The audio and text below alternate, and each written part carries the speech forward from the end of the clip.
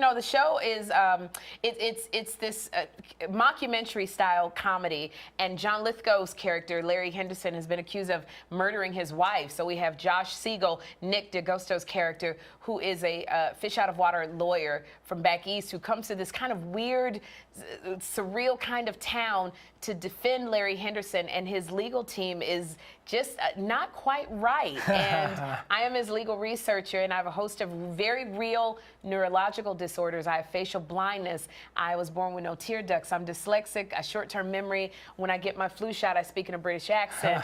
When I get anesthesia, I walk backwards. I talk in my sleep. I give him advice and I'm asleep.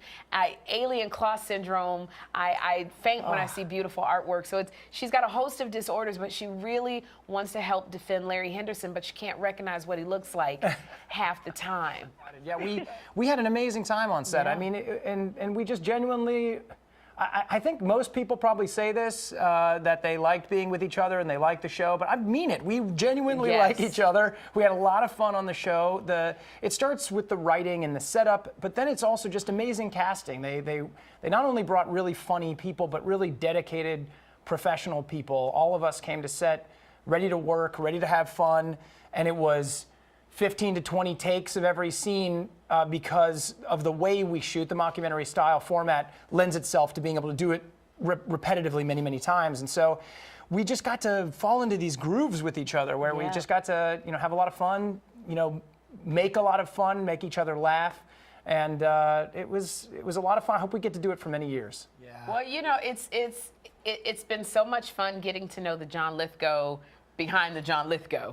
And to watch him work, to watch him do a monologue on trial and error and see, I see snippets of The Crown and World According to Garp, and he's got this because every week you don't know if he murdered his wife. He has that something, and I'm going, Dexter, and to see all of this stuff churning inside of John Lithgow.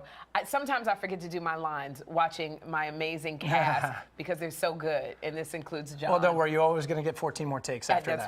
That's right. John is one of the great things about the show is because it is, at its core, something very serious. It's about whether or not Larry did it. And as she alluded to, you don't really know 1 week to the next what it is. So he has to be able to convince you that 1 week to the next he might have done it or that he was innocent. And so that requires him not only to be very serious and mean at times, but really sweet and lighthearted and incredibly funny the whole time. And there just aren't a lot of people that can do that. And John is one of those guys. And then beyond that, like she said, he's just a great guy. And it was really fun to be around him. It's really great to go back to my comedic roots, but be working with a cast that's just so, I can't describe, I can't wait for you to see the show because every cast member has something yummy that they're biting on, that they're chewing on. To watch Nick go about his day and try to figure out the world according to East Peck is something to behold. So I feel so honored to be a part of this crazy, wacky family. No, I was scared to death. I was scared. When I saw them at the table read, I went, oh, this is what acting is.